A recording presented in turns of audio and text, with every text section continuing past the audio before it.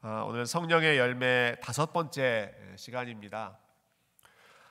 갈라디아서 5장에 보면 우리말 성경에는 이 5번째 열매가 자비로 번역되어 있는데요.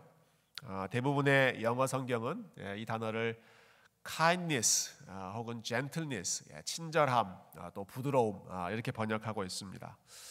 아무래도 이 자비라고 하는 단어는 한쪽이 다른 쪽에게 좀 일방적으로 베푸는, 하나님께서 우리에게 일방적으로 부어주시는 사랑이 좀 자비의 성격에 더 가까운 것 같고, 우리가 서로 나누는 우리끼리의 사랑, 섬김, 여기에는 자비보다는 친절, 온유함, 이 단어가 더 적절한 것 같아서 오늘 제가 성령의 열매 5번째를 친절이라고 이름 붙이고, 우리 로마서 12장 말씀을 통해서 잠깐 이 친절을 베푸는 삶에 대해서 함께 생각해 보려고 합니다. 로마서 12장 말씀을 제가 본문으로 정했습니다. 이 로마서가 굉장히 중요한 책인데, 특히 로마서 12장 우리가 읽었던 본문은 로마서의 그 큰 흐름 중에 두 번째 부분이 시작되는 구절입니다. 그러니까 로마서 앞부분에 보면 하나님이 어떤 분이신가 하는 것을 집중적으로 이야기합니다. 하나님이 어떤 분이신가, 하나님이 우리를 위해 어떤 일을 행하셨는가, 그리고 우리가 읽은 이 로마서 12장부터 보면 그러면 우리는 어떻게 살 것인가, 하나님의 은혜를 받은 자로서 우리는 어떻게 살아야 하는가, 그 내용을 이제 적용하는 부분입니다. 여러분, 이 중요한 흐름, 하나님이 어떤 분이신가에서 우리가 어떻게 살 것인가로 넘어가는 그 트랜지션을 보여주는 말씀이 로마서 12장 1절과 2절입니다. 우리 앞에 스크린에 있는 말씀을 오늘 본문의 이 배경으로 우리가 한번 생각해 보면 좋겠습니다. 12장 1절과 2절 같이 읽겠습니다. 시작. 그러므로 형제들아, 내가 하나님의 모든 자비하심으로 너희를 권하노니 너희 몸을 하나님이 기뻐하시는 거룩한 산 제물로 드리라. 이는 너희가 드릴 영적 예배니라. 너희는 이 세대를 본받지 말고 오직 마음을 새롭게 함으로 변화를 받아 하나님의 선하시고 기뻐하시고 온전하신 뜻이 무엇인지 분별하도록 하라. 아멘. 참 중요한 말씀, 우리가 많이 들었던 말씀이죠.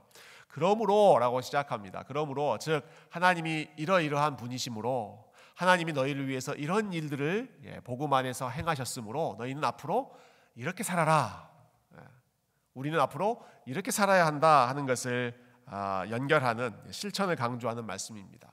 너희 몸을 하나님이 기뻐하시는 거룩한 산 제물로 드려라. 이게 모든 이 12장 이후의 말씀을 하나로 정리할 수 있는 요절과 같은 말씀이죠. 너희의 몸을, 너희의 삶을 하나님이 기뻐하시는 거룩한 산 제물로 드려라. 우리의 몸을 하나님이 기뻐하시는 산 제물로 드리는 삶이 그러면 어떤 삶인가?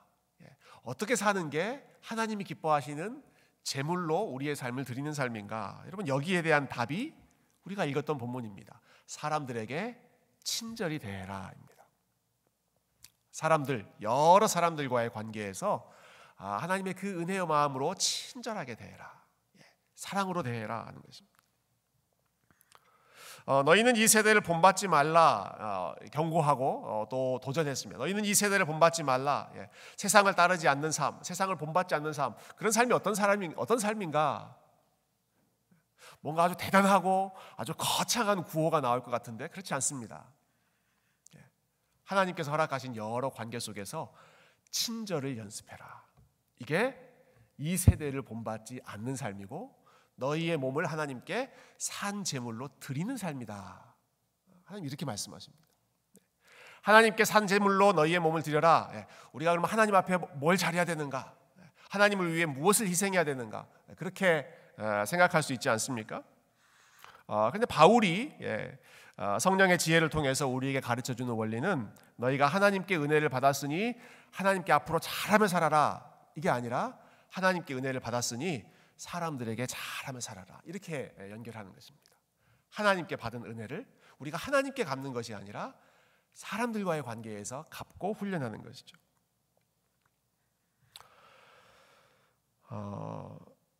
이 흐름 속에서 오늘 한 두 가지 정도 우리가 주목하고 싶은 내용이 있는데요. 먼저 주목할 말씀은 우리 10절 말씀입니다. 10절. 우리 형제를 사랑하고 우리 여러 관계에서 친절을 베풀 때 어떤 일을 먼저 해야 되는가? 10절 제가 다시 한번 읽어볼게요. 형제를 사랑하여 서로 우애하고 존경하기를 서로 먼저 하십시오. 서로 우애하고 서로 사랑하고 우리가 잘 아는 말이죠. 특히 서로 존경하십시오. 서로 리스펙트 하십시오. 서로를 존중히 여기면서 높이십시오. 특히 형제와의 관계, 성도와의 관계에서 사도 바울이 강조하는 친절함의 열매 첫 번째 덕목은 존경하는 것입니다. 존경하는 것입니다. 너무나 당연한 것처럼 보이는데 특히 오늘날 이 시대에 점점 더 사라지는, 보기 드물어지는 덕목이 서로 존경하는 것입니다. 서로에 대해서 존경심을 가지고 살아가는 것입니다. 제가 최근에 관심을 좀 갖고 배우는 그 인물이 한 분 있는데요. 레슬린 뉴비긴이라고 하는 선교사님입니다. 제가 설교 중에 언급을 했던 기억도 나고요. 이 레슬린 뉴비긴이라고 하는 분은 오랫동안 인도에서 선교 활동을 하셨습니다. 35년 동안 인도 선교사로 사역을 하시다가 원래 영국 분이신데 그 사역을 마치고는 영국으로 이제 돌아와서 돌아온 후에는 신학자로 또 선교학자로 많은 교회를 섬기셨던 분이 이 레슬린 뉴비긴 교수님이십니다. 이분이 양쪽 문화를 다 경험하신 분이죠. 인도에서 35년 그리고 유럽, 영국에서 훨씬 더 많은 시간 양쪽을 다 경험하셨기 때문에 그 양쪽을 다 관찰하면서 양쪽 그 문화에 복음이 다 얼마나 필요한지, 양쪽 문화, 양쪽 나라 사람들에게 얼마나 복음이 필요한지를 절실히 참 느끼셨던 분이 이 레슬린 뉴비긴 교수님이십니다. 여러분 이분이 선교사로 활동했던 인도라고 하는 나라 여러분 잘 아시죠? 인도는 카스트라고 하는 그 계급 질서가 여전히 유지되고 있는 나라입니다. 사람마다 다 질서가 다 따로 있습니다. 가장 높은 계급부터 가장 낮은 계급까지 다 나뉘어져 있습니다. 아주 위계 질서가 엄격하죠. 그래서 높은 계급에 있는 사람들은 낮은 계급에 있는 사람들을 하찮게 봅니다. 낮은 계급에 있는 사람들은 높은 계급에 있는 사람들을 자의로든 타의로든 간에 존경하고 복종하고 그 권위에 순종해야 하는 것이 시스템으로 갖춰져 있는 그런 사회입니다. 굉장히 위계 질서가 강하고 계급적인 사회이죠. 사람들이 평등하지 않는 그런 사회입니다. 그런데 이분이 그렇게 인도에서 오랜 시간을 살다가 영국으로 돌아오셨습니다. 영국에 보니까 이 서구 사회는 정반대입니다. 모든 인간이 차별이 없고 모든 사람이 똑같고 모든 사람이 평등하다. 우리 소위 말하는 민주주의 사회. 여러분 이게 제일 잘 시작됐던 나라가 영국, 유럽 이런 나라들이지 않습니까? 민주주의 사회, 모든 사람이 다 똑같다, 평등하다. 이게 좀 잘 정착되면 그게 완전한 사회인 것 같은데, 그러면 문제가 없을 것 같은데, 이분이 보니까 여기에도 심각한 부작용이 있었습니다. 모든 인간이 다 평등하다. 이러한 민주주의 사회에서 나타난 부작용은 무엇인가? 상대방에 대한 존경심이 점점 사라진다는 것입니다. 상대방에 대한 존경심이 점점 사라진다. 자, 모든 사람들이 다 똑같다. 평등 사상입니다. 여러분이 평등 사상이 있으면 그래 똑같으니까 우리 잘 대해줘야지. 이렇게 서로를 존귀히 여기고 존엄하게 대하는 그러한 방향으로 나가면 참 좋을 텐데 사람 마음이 그렇지 않다라는 것이죠. 우리 인간의 그 죄악된 마음이 평등을 이렇게 적용한다는 겁니다. 당신이나 나나 별반 다른 것이 없다. 당신이나 나나 당신이 나보다 더 뛰어나거나 높거나 그런 것이 없고 나보다 더 높은 사람이 없다. 나보다 더 뛰어난 사람이 없다. 이런 식으로 사람들이 적용하기 시작하면서 respect 그리고 praise 찬양하고 칭찬하는 것이 점점 사라지는 모습을 이분이 유럽에서 영국에서 서구 문화를 보면서 깊이 통감합니다. 이런 마음이 절대자 신 하나님과의 관계에서는 이렇게 나타납니다. 찬양이 사라진다. 찬양이 사라진다. 나보다 더 위대하신 분, 나보다 더 존귀하신 분, 나보다 더 높은 권위를 가지고 계신 분, 그분에 대해서 리스펙트한 마음을 가지고 그분의 권위를 소중하게 생각하고 그분을 마음껏 찬양하고 높이는 이런 마음이 사라지고 인간이나 신이나 모두가 다 똑같다. 인간의 마음이 그만큼 높아진 것이죠.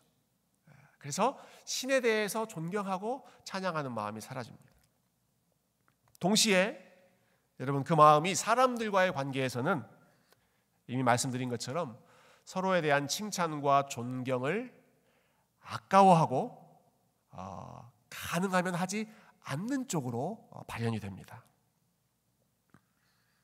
뉴비긴 선교사님이 이렇게 지적하셨어요. 자기보다 더 위대하고 더 뛰어난 인물을 흠모하고 사랑하는 존경의 태도를 현대인들은 오히려 성숙하지 못하다고 생각한다. 다 똑같은데 누가 누구를 존경하고 누가 누구를 더 높이 생각하는가? 우리 다 이 평등의 원리를 아주 극단적으로 적용하는 것이 상호 간의 리스펙트, 서로를 존경하고 서로가 잘하고 있는 것을 잘 인정하지 않는 그러한 모습으로 나타나더라는 것이죠. 여러분, 성경이 가르치는 복음은 어떻습니까?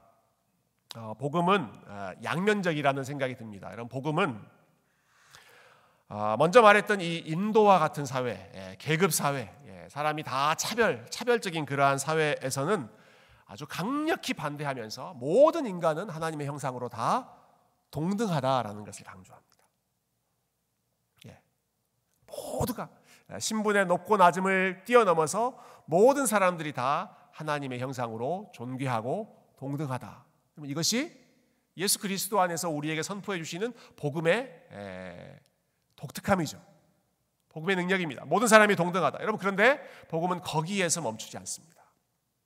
모든 사람이 다 똑같다라는 데서 복음이 멈추지 않고 복음은 한 걸음 더 나아갑니다. 한 걸음 더 나아가서 우리에게 이렇게 요구합니다. 나보다 남을 더 낮게 여기십시오. 나보다 남을 더 낮게 여기십시오. 나나 당신이다. 우리 다 똑같은 사람이니까 뭐 존경도 없고 뭐 우열 이런 것도 없이 그냥 다 똑같이 살아가는 그러한 삶이 아니라 나보다 남을 더 낮게, 나보다 남을 더 높게 여기십시오. 당신과 내가 똑같다는 사실에서 멈추지 않습니다. 상대에 대한 존경으로 나아가고 나를 겸손한 종으로 낮추는 것이 복음이 우리에게 가르쳐주는 하나님의 마음이고 예수 그리스도의 마음인 줄로 믿습니다. 우리의 마음을 낮추는 것이죠. 그래서 오늘 본문 16절에 보시면 사도 바울이 서로에 대한 존경을 강조하면서 이렇게 해야 한다. 이것이 없으면 존경할 수 없다라고 이야기합니다. 우리 16절 한번 같이 읽어볼까요? 16절 시작. 서로 마음을 같이 하며 높은 데 마음을 두지 말고 도리어 낮은 데 처하며 스스로 지혜 있는 채 하지 말라. 어떻게 하면 친절을 베풀 수 있고 어떻게 하면 서로 존경하는 삶을 살 수 있는가? 높은 데 나의 마음을 두지 말고 내 마음을 낮은 데 처하며 스스로 지혜 있다고 생각하지 말아야 합니다. 내가 지혜 있다, 내가 더 우월하다, 혹은 내가 더 낫다라고 하는 이 높아져 있는 마음, 스스로 지혜 있다고 생각하는 마음을 내려놓고 자신의 낮음을 아는 사람만이, 자신의 부족함과 자신의 겸손함을 인식하는 사람만이 다른 사람을 더 낮게 여기고 다른 사람을 더 리스펙트할 수 있는 그런 마음으로 살아갈 수 있을 것입니다. 어제 저녁에 저희 집 근처 공원에서 있었던 행사인데요. 굉장히 놀라운, 저는 이것을 좀 역사적인 행사였다라고 좀 표현하고 싶어요. 놀라운 그 이벤트가 하나 있었습니다. 존스 크릭 심포니 오케스트라에서 그 야외 공연을 했는데 그 야외 공연의 프로그램 전체가 K-팝이었습니다. K-팝. 우리나라 대중문화의 그 K-팝을 가지고 여러분 미국의 오케스트라가 그 프로그램 전체를 K-팝으로 준비해서 공연을 하는 것입니다. 여러분 놀랍지 않으십니까? 여러분 이 고상한 콧대 높은 미국의 백인들, 그 오케스트라 사진 보니까 대부분 백인들이던데, 그 백인들이 우리나라 K-팝 문화를 연구하고 열심히 준비해서 BTS, 싸이, 블랙핑크 이런 노래들을 클래식으로 편곡해서 이 연주를 하는 거죠. 그러니까 이 한국의 문화적인 위상이 얼마나 높아졌는가 참 단적으로 보여주는 증거라고 생각을 했는데요. 저희 가족이 그 공연을 직접 보지는 못했습니다. 저도 설교 준비하느라고 직접 가지는 못했는데, 제 아내가 오후 시간에 리허설하는 장면을 잠깐 우리 아이들하고 보고 왔습니다. 공원을 이렇게 산책하다가 오케스트라 리허설을 하면서 이 익숙한 노래들, 한국 그 K-팝 노래들이 흘러나오는 것들을 보고 제 아내가 흥분을 하는 것입니다.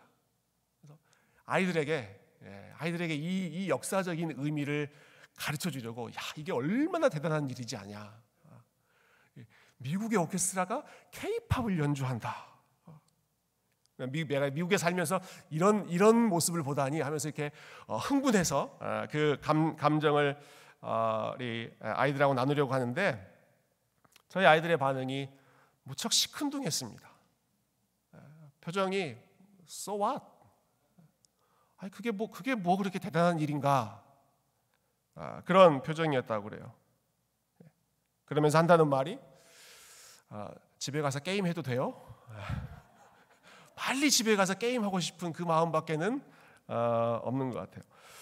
여러분 한국 문화가 이렇게 높아졌다는 건 어떤 그 존경심이라든지 자부심이라든지 이런 것에 대해서는 조금도 그 감격을 찾아볼 수 없었던 것이죠. 왜 그럴까? 잠깐 이 생각을 해보니까, 여러분 이 아이들은 태어날 때부터 자랄 때부터 K-팝이 이만큼 올라와 있는 그런 시대를 살았습니다. 학교 가면 미국 학생들이 자기들에게 와서 한글을 좀 가르쳐달라, 이 BTS 노래 이거 어떻게 읽는 거냐, 어떻게 부르는 거냐, 그것을 경험하면서 살았습니다.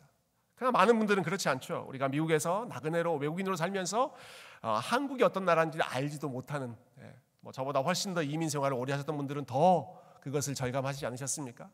근데 그런 과거가 있고 그러한 우리의 히스토리가 있는데, 그런데 한국 문화가 이만큼 올라오고, 그리고 사람들이 이만큼 그것을 인정해주고, 이렇게 그 뛰어나게 되었다라고 하는 것에 대한 pride, respect, 존경하는 마음이 우리가 얼마나 낮은 위치에 있었는가 하는 것을 아는 사람들은 더 깊이 깨닫게 되죠. 마찬가지라고 생각합니다. 여러분, 우리가 서로를 존경하지 않고 서로를 귀하게 여기지 않는 그러한 마음의 밑바닥에는 그것을 너무 당연하게 여기는, 감사하지 않는 은혜를 잃어버린 마음이 밑에 깔려 있기 때문에 서로에 대한 존경과 서로에 대한 사랑이 점점 약해져 가는 것이죠. 내가 더 낫다는 생각, 내가 아쉬운 게 뭐가 있는가라는 생각, 어떤 경우는 내가 더 아깝다는 생각, 저 사람과의 관계에서 내가 더 아깝다는 생각. 영어로 표현한다면 I deserve more, I deserve more than this. 나는 이거보다 훨씬 더 좋은 대우를 받을 자격이 있다라는 생각. 여러분, 이런 마음들이 다 어디서 나오겠습니까? 스스로를 지혜롭다고 생각하고 내가 은혜 받은, 하나님의 용서를 받은 죄인이었다는 사실을 잊어버릴 때, 우리의 마음이 높아질 때 상대방에 대한 존경과 사랑의 마음이 사라지는 것을 우리가 보게 되죠. 여러분, 이 아침에 이 말씀을 우리가 다시 한번 듣는 가운데 우리 하나님 앞에 스스로 높아져 있는 마음을 낮추고 스스로 지혜롭다고 생각하는, 지혜 있는 채 하는 그러한 마음을 제거하고 우리가 하나님 앞에 용서받은, 하나님의 은혜로 구원받은 백성이라는 사실을 다시 한번 기억하시기를 소망합니다. 우리가 얼마나 낮은 위치에 있었는지, 하나님께서 얼마나 우리를 존귀하게 회복시켜 주셨는지, 그 마음을 바탕으로 서로서로에 대한 존경의 마음, 서로서로의 존재에 대해서 감사하는 마음, 이 사람들이 당연한 사람들이 아니라 이 사람들이 하나님께서 나에게 주신 선물이고 귀한 사람들이라는 그 마음이 여러분 더 풍성하게 회복될 수 있기를 주님의 이름으로 축원드립니다. 자, 사도 바울이 이 마음을 성도와의 관계, 형제와의 관계에서만 이야기하지 않고 한 걸음 더 나아가서 조금 더 어려운 상황으로 확장시킵니다. 14절 말씀 제가 읽어보겠습니다. 너희를 박해하는 자를 축복하라. 축복하고 저주하지 말라. 너희를 박해하는 자는 힘들게 하는 사람들이죠. 우리 마음을 어렵게 하는 그러한 사람들을 축복하고 저주하지 마십시오. 이 사실을 더 자세하게 설명해 주는 본문이 우리 19절부터 21절입니다. 우리 마지막 본문은 같이 한번 읽고 마무리하도록 하겠습니다. 우리 19절부터 21절 시작. 내 사랑하는 자들아, 너희가 친히 원수를 갚지 말고 하나님의 진노하심에 맡기라. 기록되었으되 원수 갚는 것이 내게 있으니 내가 갚으리라고 주께서 말씀하시니라. 내 원수가 줄이거든 먹이고 목마르거든 마시게 하라. 그리함으로 네가 숯불을 그 머리에 쌓아 놓으리라. 악에게 지지 말고 선으로 악을 이기라. 아멘. 원수 같은 사람, 나를 힘들게 하는 사람이 있으면 여러분 그 사람에게 좋은 말이 나오기 어렵습니다. 그 사람을 축복하기보다는 저주하고 싶고, 그 사람이 잘 못 되기를 바라고 싶고, 그 사람에게 좋은 말, 좋은 행동, 친절한 모습을 보이고 싶지 않은 것이 인간의 자연스러운 심성 아니겠습니까? 기회만 된다면 나에게 했던 못된 일, 악한 일, 그 원수를 내가 어떻게든 되갚아주고 싶은 그런 마음이 굴뚝같이 일어나는 것이 일반적인 마음이죠. 그런데 하나님께서는 사도 바울을 통해서 이렇게 말씀하십니다. 내 원수가 굶주렸을 때 음식을 주어라. 목이 마를 때 물을 주어라. 친절을 베풀라는 것이죠. Kindness. Be kind even to your enemies. 심지어 너의 원수와 같은 사람들을 향해서도 kindness, 친절의 열매를 훈련해라. 그러면 어떻게 되는가? 20절에 아주 재미있는 표현이 나옵니다. 네가 숯불을 그 머리에 쌓아놓게 될 것이다. 그 머리에, 그 원수와 같은 그 사람의 머리에 당신이 그러한 친절한 행동을 통해서 숯불을 쌓아놓게 될 것입니다. 그 당시에 사용했던 속담과 같은 표현입니다. 숯불이 머리 위에 올라와 있으면 어떻게 되겠습니까? 얼굴이 뜨거워지겠죠. 얼굴이 화끈거리죠. 여러분 우리도 뭔가 부끄러운 일, 민망한 일들이 생각날 때 얼굴이 화끈거린다라는 표현 쓰지 않습니까? 원수에게 그렇게 갚으십시오라는 겁니다. 그 사람의 얼굴이 화끈거리게 하십시오. 그 사람이 당신에게 했던 악을 악으로 갚는 것이 아니라 오히려 선으로, 친절로 갚으면서 그 얼굴이 민망함 때문에, 부끄러움 때문에 화끈거리게 만드는 것이, 그것이 선으로 악을 이기는 진짜 크리스찬의 승리입니다라는 것입니다. 여러분 여기에는 그 사도 바울의 직접 경험했던 체험이 담겨 있습니다. 바울이 예수님을 알지 못했을 때 예수님 믿는 성도들 많이 핍박했잖아요. 힘들게 했습니다. 잡아 가두려고 했습니다. 근데 그러다가 부활하신 주님을 갑자기 만나죠. 부활하신 주님을 만났을 때 너무 밝은 빛을 본 나머지 그의 눈이 잠시 멀어지게 되고, 그리고 3일간 앞을 보지 못하면서 식음을 전폐합니다. 먹지도 못하고 마시지도 못하는 참 칠흑과 같은 그러한 시간을 사도 바울이 보냅니다. 근데 바로 그때 그렇게 약해져 있고 그렇게 초라해져 있는 바울을 찾아와서 먹을 것을 준 사람, 마실 것을 준 사람, 사도 바울을 형제라고 부르고 그의 몸에 손을 얹고 그의 회복을 위해서 기도해 준 사람들이 있었습니다. 누가 그렇게 했는가? 불과 얼마 전까지 바울이 잡아서 넘기려고 했던 그 다메섹에 있는 그리스도인, 특별히 아나니아라고 하는 사람이 사도 바울이 지금 이런 상태에 있다라고 하는 소식을 듣고 하나님의 말씀에 순종해서 찾아갑니다. 형제라고 부릅니다. 그가 회복할 수 있도록 음식을 공급합니다. 그리고 그가 영적으로 또 심적으로 회복될 수 있도록 마음껏 기도하며 축복해 줍니다. 그때 사도 바울의 마음이 어땠을까요? 바울의 얼굴이, 바울의 마음이 화끈거리지 않았을까 상상해 봅니다. 마치 숯불이 자기 머리에 올려져 있는 것처럼 내가 이 사람들을 잡아 넘기려고 했는데, 나는 이 사람들을 죽이려고 했는데, 나는 이 사람들에게 악한 마음으로 다가갔는데 이 사람들이 오히려 나를 찾아오고 오히려 나를 형제라고 부르고 오히려 나를 위해서 기도해주고, 그 모습을 보면서 사도 바울이 얼마나 부끄러운 마음과 미안한 마음과 민망한 마음을 느꼈겠습니까? 지금 그 이야기를 하는 것입니다. 바울이 그 이야기를, 내가 겪었던, 나에게 악을 오히려 선으로 갚아주었던 그 사람들이 했던 것처럼, 당신을 힘들게 하는 사람, 당신을 화나게 하는 사람, 당신을 짜증나게 하는 사람, 그 사람들에게 오히려 더 잘 대해 주십시오. 오히려 더 친절하게 해주십시오. 사랑하고 싶지 않은 사람, 섬기고 싶지 않은 그 사람에게 선을 베풀어서 악을 악으로 갚지 말고 선으로 이기십시오. 선으로 이기십시오.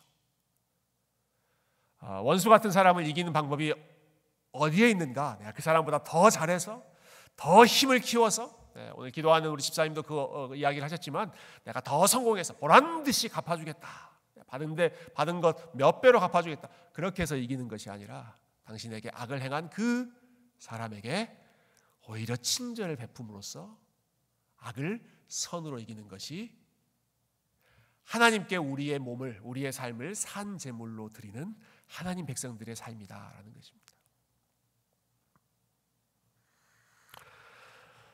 물론 우리가 이렇게 친절을 베풀었다고 해서 여러분 그 열매가 곧바로 당장 나타나는 것은 아닙니다.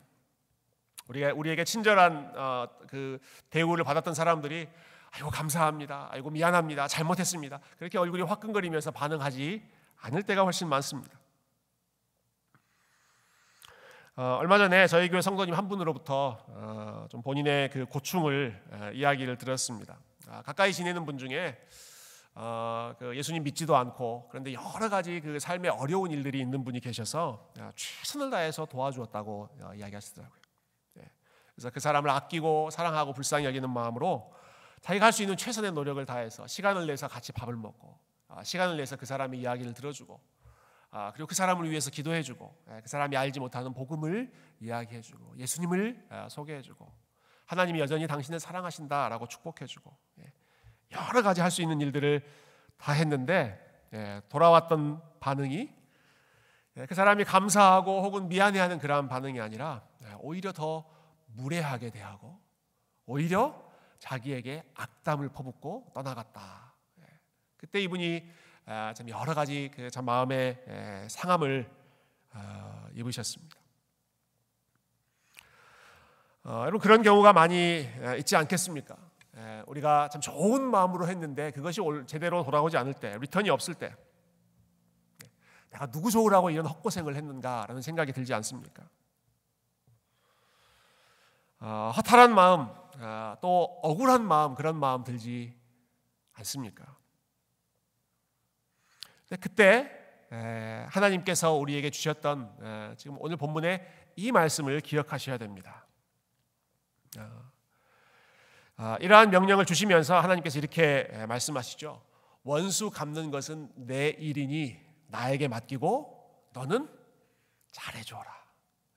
원수 갚는 것, 그 사람이 정말 숯불을 머리에 얹은 듯 부끄러운 마음으로 회개를 하든 미안함을 느끼든 아니면 당신에게 감사를 표하든, 그런 것은 내가 알아서 할 테니 그 최종적인 결과에 대해서는 나에게 맡기고, 원수 갚는 것은 나에게 맡기고 너는 네가 할 일을 해라. 성도는 성도의 할 일을 해라.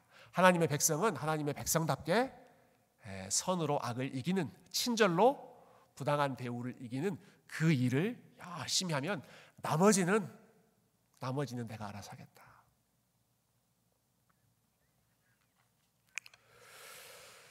그 상황을 하나님께서 알고 계시기 때문에, 그리고 그 억울하게 느껴지고 부당한 대우를 받는 것 같은 그러한 상황, 억울한 사람, 억울한 상황, 여러분, 그 속에서도 우리 하나님께서 일하고 계시기 때문에 그것을 나에게 맡기라는 것입니다. 하나님께서 나에게 맡겨라. 네가 해결하려고 하지 말고, 네가 결론 보려고 하지 말고, 그것을 나에게 맡기고 너는 너의 역할을 하고 내가 그 모든 것을 정리하는 것을 기다리고 그리고 지켜봐라. 여러분, 우리가 이렇게 참 억울한 일 혹은 원수와 같은 사람들 사이에서 지내고 있을 때, 여러분, 그때에도 저와 여러분이 인내하고 저와 여러분이 친절의 열매를 맺어야 하는 이유는, 그리고 우리가 그렇게 할 수 있는 이유는 우리가 하나님의 주권을 믿는 사람들이기 때문에 그렇습니다. 하나님의 주권, 하나님이 역사하고 계신다. 하나님이 주인이시다. 하나님께서 결국은 모든 것을 공의롭게 갚으실 것이다.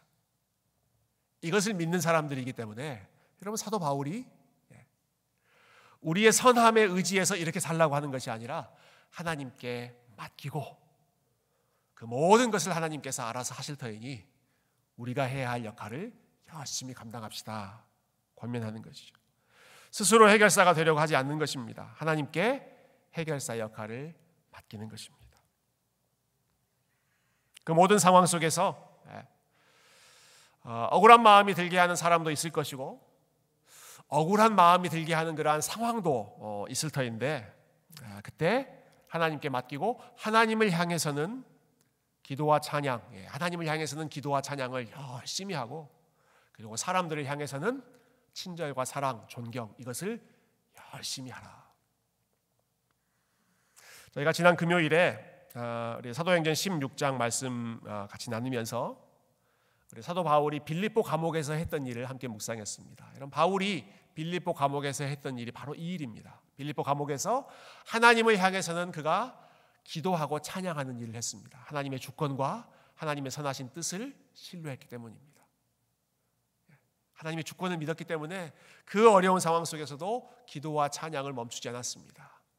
그리고 동시에 아마 그 상황에서 자기에게 가장 힘들었던 사람, 자기를 거칠게 대했던 그 감옥의 간수를 위해서는 그 간수의 생명을 지켜주고 그 간수에게 친절을 대하고 그 간수를 자기가 할 수 있는 한 최선을 다해 사랑하는 일을, 오히려 원수를 먹이고 마시고 입히고 그 사람을 우대하는 일을 바울이 열심히 감당했습니다. 어떻게 해서 이 일이 가능했는가? 먼저는 사도 바울이 자신이 먼저 하나님으로부터 은혜 받은 사람이라는 사실을 기억했기 때문이고, 그리고 동시에 그 모든 상황에 주권을 가지고 계신 분이 하나님이라는 사실을 믿었기 때문에 본인이 본인의 인간적인 방법으로 그 모든 것을 해결하려고 하지 않고 우리 하나님께 맡기고 우리 하나님이 기뻐하시는 삶으로, 악으로, 본인의 능력으로, 본인의 방법이 아니라 하나님이 기뻐하시는 선한 마음으로, 친절로, 찬양과 기도로, 존경과 사랑으로 승리했던 것이 사도 바울이 빌립보 감옥에서 보여주었던 모습이고, 오늘 이 로마서를 통해서 저와 여러분에게 주시는 하나님 나라 백성의 고상한 삶, 은혜 받은 자의 삶인 줄로 믿습니다. 오늘 저와 여러분이 성찬의 은혜를 함께 나눕니다. 여러분, 성찬은 우리의 연약한 믿음을 돕기 위해 우리 하나님께서 주시는 은혜의 수단이고 우리의 영적인 양식입니다. 우리가 이러한 삶을 살기에 참 어려운 사람들이기 때문에 우리 하나님을 사랑하고 하나님께 기도와 찬양을 열심히 드리는 것 잘하지 못하고, 우리 가까이에 있는 사람 혹은 어려운 사람, 그 사람들을 친절히 대하고 섬기고 그들을 존경하는 삶, 이러한 삶을 우리가 잘하지 못하기 때문에 잘하라고 오늘도 우리 하나님께서 우리에게 성찬의 도움, 성찬의 은혜를 예비해 주셨습니다. 음식을 준비해서 상대방에 대접하는 것이 최고의 친절이지 않겠습니까? 우리 주님께서 십자가에 달리시기 직전에 제자들을 위하여 다른 음식이 아니라 본인의 살과 본인의 피를 나누며 이 살을 먹고 이 피를 마시고 나를 기념하며 너희가 서로 사랑하라. 가장 억울한 마음이 드는 바로 그 상황에서 우리 주님께서 보여주셨던 모습은 끝까지 하나님을 찬양하고 하나님을 신뢰하고 그리고 끝까지 자기 사람들을 사랑하셨던 kindness, 친절함의 모범을 우리 주님께서 끝까지 보여주심으로써 마지막 순간까지 악을 선으로 이기시는 것이 저와 여러분이 믿는 우리 주님 예수 그리스도의 마음이셨습니다.